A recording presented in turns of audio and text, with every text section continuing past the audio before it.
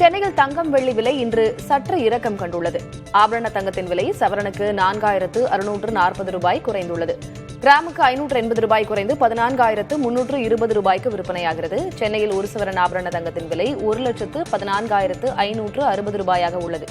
வெள்ளி விலையும் இன்று குறைந்துள்ளது. கிராமுக்கு 20 ரூபாய் குறைந்து 300 ரூபாய்க்கு விற்பனை செய்யப்படுகிறது. வெள்ளி விலை கிலோவுக்கு 20,000 ரூபாய் குறைந்து 3 லட்சம் ரூபாய்க்கு விற்பனையாகிறது.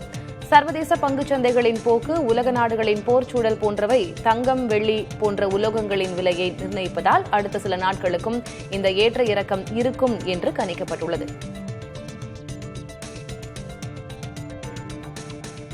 ஈரானில் பாலின பாகுபாட்டை எதிர்த்து பெண்கள் அமைப்பினர் போராடி வரும் நிலையில் அந்நாட்டைச் சேர்ந்த வீராங்கனை ஒருவர் சர்வதேச ஒலிம்பிக் கமிட்டியின் உறுப்பினராக தேர்வு செய்யப்பட்டுள்ளார். சர்வதேச ஒலிம்பிக் கமிட்டியின் 107வது உறுப்பினராக ஈரானைச் சேர்ந்த பேட்மிண்டன் வீராங்கனை சொரையா அகை முறைப்படி தேர்வு செய்யப்பட்டிருக்கிறார். சுவிட்சர்லாந்தில் நடைபெற்ற வாக்கெடுப்பில் 95க்கு 2 என்ற வாக்குகள் கணக்கில் அவர் இந்த மகத்தான வெற்றியை பெற்றிருக்கிறார். இதன் மூலம் 132 ஆண்டுகால ஒலிம்பிக் வரலாற்றில் ஈரானிலிருந்து தேர்வு செய்யப்பட்ட முதல் பெண் பிரதிநிதி மற்றும் தற்போதைய மிக இளவயது உறுப்பினர் என்ற இரட்டை சாதனைகளை சொரையா அகை படைத்திருக்கிறார். தமிழக சட்டமன்ற தேர்தல் நெருங்கி வரும் நிலையில் வரும் 28ஆம் தேதி பிரதமர் நரேந்திர மோடி மீண்டும் தமிழகம் வரவுள்ளார். கடந்த மாதம் 23ஆம் தேதி மதுராந்தகம் வருகை தந்த பிரதமர் மோடி என்டிஏ பொதுக்கூட்டத்தில் பங்கேற்று பேசினார். இந்நிலையில் வரும் 28ஆம் தேதி 2வது முறையாக தமிழகம் வருகை தரும் பிரதமர் மதுரையில் நடைபெறவுள்ள பொதுக்கூட்டத்தில் உரையாற்றுகிறார். முன்னதாக திருப்பரங்குன்றம் முருகன் கோயிலில் பிரதமர் மோடி தரிசனம் செய்ய உள்ளதாகவும் தகவல் வெளியாகியுள்ளது. மேலும் எய்ம்ஸ் மருத்துவமனையின் முதல் கட்ட கட்டுமானங்களையும் பொதுமக்கள் பயன்பாட்டிற்காக பிரதமர் மோடி திறந்து வைக்க உள்ளதாக தெரிகிறது.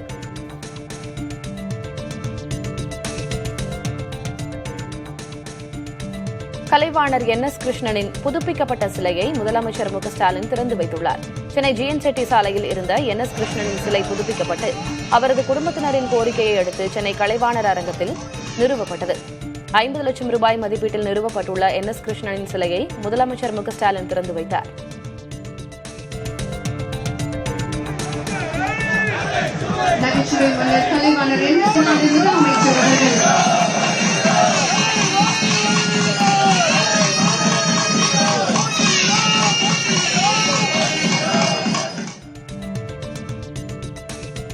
அதிமுக பொதுச் செயலர் எடப்பாடி பழனிசாமிக்கு தோல்வி பயம் வந்துவிட்டதாக தாவேகா நிர்வாக குழு தலைமை ஒருங்கிணைப்பாளர் செங்கோட்டையன் தெரிவித்துள்ளார். கோவையில் செய்தியாளர்களிடம் பேசிய அவர் சிந்தித்து ஒவ்வொரு நாளுக்கும் ஒரு தேர்தல் அறிக்கையை பழனிசாமி வெளியிடுவதாகவும் விமர்சித்துள்ளார். தோல்வி பயம் என்பது அவளுக்கு ஏற்பட்ட காரணத்தின் அடிப்படையிலே தான் இதுபோன்ற கருத்துக்களை வெளிப்படுத்திக் கொண்டிருக்கிறார்களே தவிர, இன்று பார்க்கின்ற போது உங்களுக்கு தெரியும், ஒவ்வொரு நாளைக்கு ஒரு தேர்தல் அறிக்கை என்பது மொத்தமாக கொடுக்கப்பட வேண்டியது. ஒவ்வொரு நாளும் சிந்தித்து தேர்தல் அறிக்கை கொடுக்கிறார் என்று சொன்னாலே எவ்வளவு தோல்வி பயம் இருக்கிறது என்பதை நீங்கள் புரிந்து கொள்ள வேண்டும். உலகளவில் பதிவாகும் புற்றுநோய் பாதிப்புகளில் 40 விழுக்காட்டை தடுக்க முடியும் என்று உலக சுகாதார அமைப்பு தெரிவித்துள்ளது. 2022ஆம் ஆண்டில் பதிவான 71 லட்சம் புற்றுநோய் பாதிப்புகள் தவிர்க்கக்கூடிய காரணிகளால் ஏற்பட்டவை என புதிய ஆய்வு கூறுகிறது. குறிப்பாக புகையிலை பயன்பாடு 15 விழுக்காடு பாதிப்புகளுக்கு முக்கிய காரணமாக உள்ளது. இது தவிர தொற்று நோய்கள், மதுப்பழக்கம் மற்றும் காற்று மாசு ஆகியவற்றால் நுரையீரல், வயிறு மற்றும் கருப்பை வாய் புற்றுநோய்கள் அதிகம் ஏற்படுகின்றன. இந்தியாவை பொறுத்தவரை 2045ஆம் ஆண்டுக்குள் புற்றுநோய் பாதிப்பு 24 லட்சமாக உயரக்கூடும் என எச்சரிக்கப்பட்டுள்ளது. முறையான தடுப்பூசி, புகையிலை கட்டுப்பாடு மற்றும் ஆரோக்கியமான வாழ்வியல் மாற்றங்கள் மூலம் கோடிக்கணக்கான உயிர்களை காக்க முடியும் என இந்த அறிக்கை வலியுறுத்துகிறது. தலைநகர் டெல்லியில் 2026ஆம் ஆண்டின் முதல் 2 வாரங்களில் மட்டும் 807 நபர்கள் மாயமாகியிருப்பது கடும் அதிர்ச்சியை ஏற்படுத்தியுள்ளது. டெல்லி காவல்துறையின் புள்ளி விவரங்களின்படி கடந்த 10 ஆண்டுகளில் சுமார் 2,32,000 நபர்கள் காணாமல் போய் உள்ளனர். 2024இல் 24,893 பேரும், 2025இல் 24,508 பேரும் மாயமாகியுள்ளனர்.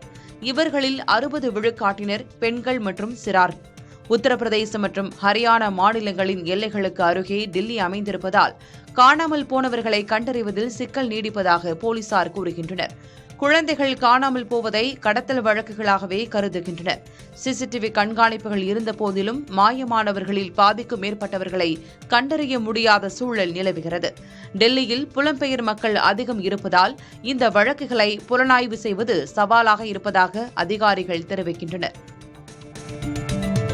ராஜஸ்தானில் வளர்ச்சி திட்டங்களுக்காக கேஜ்ரி என்று அழைக்கப்படும் வன்னி மரங்கள் வெட்டப்படுவதை நிறுத்தக் கோரி பிஷ்னோய் சமூகத்தினர் நடத்தி வரும் போராட்டம் தற்போது மக்கள் இயக்கமாக மாறியுள்ளது. இதுகுறித்து பேசிய முன்னாள் முதல்வர் அசோக் கெலோட், சுற்றுச்சூழலை அழித்து முன்னெடுக்கப்படும் வளர்ச்சி திட்டங்களை ஏற்க முடியாது என்று தெரிவித்திருக்கிறார். பிஷ்னோய் சமூகத்தின் நம்பிக்கையாக கருதப்படும் வன்னி மரங்களை பாதுகாக்க மாநில அரசு உடனடியாக போராட்டக்காரர்களுடன் பேச்சுவார்த்தை நடத்த வேண்டும் என்றும் மர பாதுகாப்பு சட்டத்தை உடனடியாக அமல்படுத்த வேண்டும் என்றும் அவர் வலியுறுத்தினார். யுபிஎஸ்சி எனப்படும் மத்திய அரசு பணியாளர் தேர்வாணையம் 2026ஆம் ஆண்டிற்கான குடிமைப் பணி தேர்வு அறிவிப்பை வெளியிட்டுள்ளது. ஐஏஎஸ், ஐபிஎஸ் உள்ளிட்ட உயர் பதவிகளில் உள்ள 933 காலி இடங்களை நிரப்ப இத்தேர்வு நடத்தப்படுகிறது. முதல் நிலை தேர்வு மே 24ஆம் தேதியும் முதன்மை தேர்வு ஆகஸ்ட் 21ஆம் தேதியும் நடைபெறவுள்ளன. பிப்ரவரி 24ஆம் தேதி மாலை 6 மணி வரை upsconline.nic.in என்ற இணையதளத்தில் விண்ணப்பிக்கலாம். விண்ணப்பதாரர்கள் ஏதேனும் ஒரு பட்டப்படிப்பை முடித்திருக்க வேண்டும்.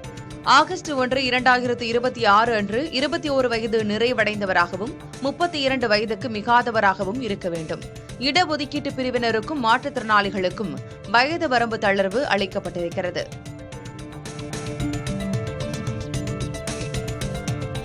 குலசேகரப்பட்டினத்தில் இருந்து அடுத்த ஆண்டு மார்ச் மாதத்துக்குள் ராக்கெட் ஏவப்படும் என்று இஸ்ரோ தலைவர் நாராயணன் தெரிவித்துள்ளார். சென்னை விமான நிலையத்தில் செய்தியாளர்களிடம் பேசிய அவர் 2040இல் மனிதனை நிலவுக்கு அனுப்பும் திட்டம் ஆய்வில் இருப்பதாக கூறினார். சந்திரயான் வெற்றியை தொடர்ந்து நிலவில் மாதிரிகளை சேகரிக்க சந்திரயான் 4 மற்றும் இந்தியா, ஜப்பான் இணைந்த சந்திரயான் 5 திட்டமும் 2028இல் ஏவப்பட இருப்பதாக தெரிவித்தார். வேலூர் மாவட்டம் காட்பாடி அருகே செல்லாவூர் பகுதியில் புகுந்த 2 யானைகள் விளைநிலங்களில் இருந்த நெற்பயிர், வாழை மற்றும் பூந்தோட்டங்களை சேதப்படுத்தின. குடியிருப்புகளை கடந்து யானைகள் செல்லும் காட்சிகள் வெளியாகி அப்பகுதி மக்களிடையே அச்சத்தை ஏற்படுத்தியுள்ளது. தகவலறிந்து வந்த வனத்துறையினர் சேதமடைந்த பயிர்களை ஆய்வு செய்ததோடு யானைகளின் நடமாட்டத்தை கண்காணித்து வருகின்றனர்.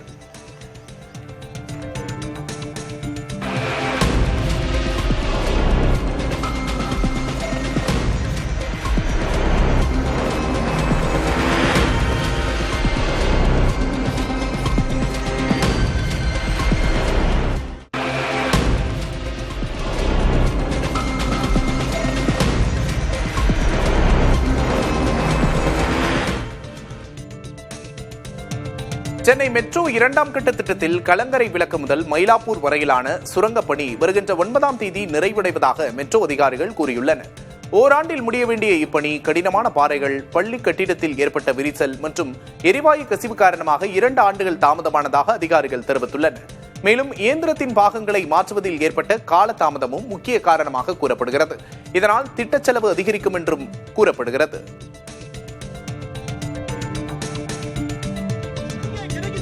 டாஸ்மாக் பணியாளர்களின் கோரிக்கைகளில் முதல்வர் ஸ்டாலின் நேரடியாக தலையிட்டு தீர்வு காண மார்க்சிஸ்ட் கம்யூனிஸ்ட், இந்திய கம்யூனிஸ்ட், பிசிக, மார்க்சிஸ்ட் லெனினிஸ்ட் கட்சிகளின் கூட்டமைப்பு வலியுறுத்தியுள்ளது. இதுகுறித்து அந்த அமைப்பு வெளியிட்டுள்ள அறிக்கையில் பகுதி நேர ஆசிரியர்கள், சத்துணவு, அங்கன்வாடி ஊழியர்கள் உள்ளிட்ட பல பிரிவு பணியாளர்கள் போராடி வரும் நிலையில் அவர்களை அரசுக்கு எதிரானவர்கள் என கருதாமல் கோரிக்கைகள் மீது சுமூக தீர்வு காண வேண்டும் என்று வலியுறுத்தியுள்ளனர். டாஸ்மாக் பணியாளர்கள் பணி நிரந்தரம், காலமுறை ஊதியம், ஓய்வூதியம் உள்ளிட்ட கோரிக்கைகளை வலியுறுத்தி தொடர் போராட்டத்தில் ஈடுபட்டிருக்கிறார்கள்.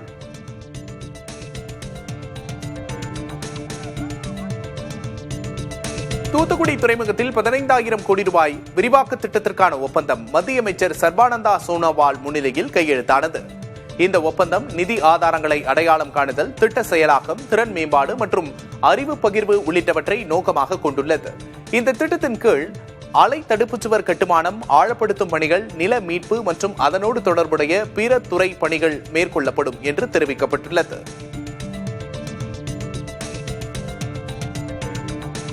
லெஜண்ட் சரவணன் நடிக்கும் 2வது திரைப்படத்தின் ஃபர்ஸ்ட் லுக் போஸ்டர் வெளியிடப்பட்டுள்ளது.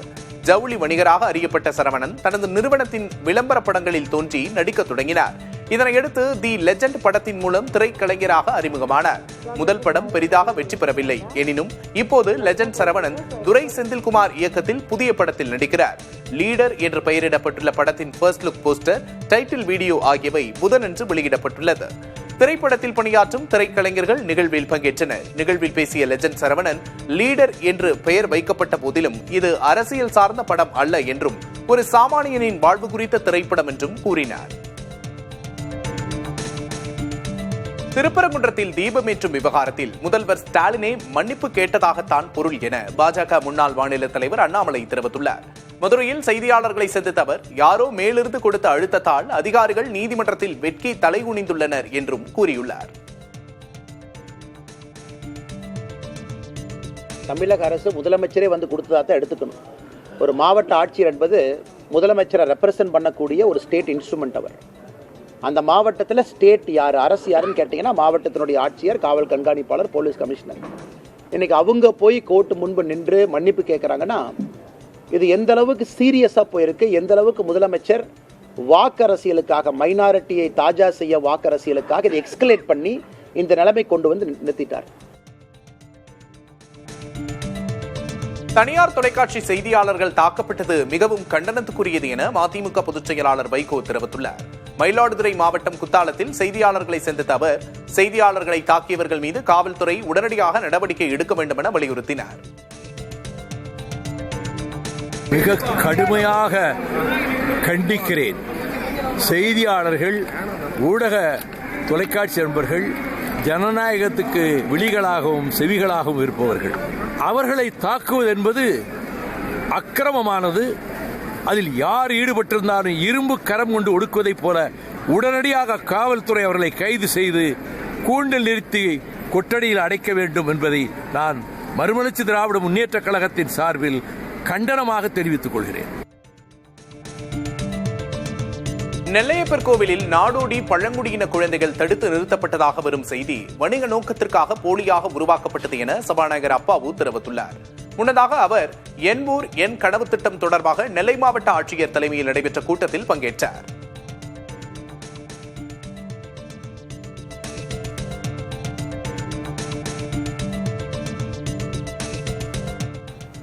அது வணிகத்துக்காக யாரோ ஒருவர் வேணும்னு தயாரிக்கப்பட்ட செய்தி, உண்மை செய்தி இல்லை. அப்படி யாரும் தடுத்து நிறுத்தப்படவும் இல்லை. அப்படி தடுத்து நிறுத்தப்பட்டதை நீங்க யாராவது ஒரு ஆளு ஆமா நான் பார்த்தேன்னு சொன்னா நான் நம்புவேன். இது யாரோ வணிக ரீதியில் பண்ணலாம், அதுக்கெல்லாம் பதில் சொல்ல வேண்டிய அவசியம் இல்லை. தமிழக சட்டமன்ற தேர்தல் குறித்த அதிகாரப்பூர்வ அறிவிப்பு இம்மாத மத்தியில் வெளியாகக்கூடும் என்ற எதிர்பார்ப்பு நிலவுகிறது. இதற்கான இறுதிக்கட்ட தயாரிப்புகளை ஆய்வு செய்ய இந்திய தலைமை தேர்தல் ஆணையர் ஞானேஷ்குமார் தலைமையிலான குழு வரும் பிப்ரவரி 12 மற்றும் 13 ஆகிய தேதிகளில் சென்னை வரவிருக்கிறது. அப்போது தமிழக தலைமை தேர்தல் அதிகாரி அர்ச்சனா பட்நாயக் மற்றும் தமிழக பொறுப்பு டிஜிபி வெங்கட்ராமன் ஆகியோரோடு தேர்தல் பாதுகாப்பு மற்றும் ஏற்பாடுகள் குறித்து விரிவாக ஆலோசிக்க உள்ளனர். இதற்கிடையில் வரும் 17ஆம் தேதி தமிழகத்தின் இறுதி வாக்காளர் பட்டியல் வெளியாக உள்ளது. வாக்குறுதிகளை தவணை முறையில் வழங்கும் அதிமுக ஆட்சி பொறுப்பேற்றால் அதனை எப்படி நிறைவேற்றும் என மக்கள் நல்வாழ்வுத்துறை அமைச்சர் மா சுப்பிரமணியன் கேள்வி எழுப்பியுள்ளார். சட்டமன்ற உறுப்பினரின் தொகுதி மேம்பாட்டு நிதியின் கீழ் விருகம்பாக்கம் பகுதியில் 92 லட்சம் ரூபாய் மதிப்பீட்டில் கட்டப்பட்டுள்ள புதிய குழந்தைகள் நல மையத்தினை அமைச்சர் திறந்து வைத்தார். பின்னர் செய்தியாளர்களிடம் பேசிய அமைச்சர் மா சுப்பிரமணியன் அதிமுகவின் தேர்தல் வாக்குறுதிகள் குறித்தும் விமர்சனத்தை முன்வைத்தார்.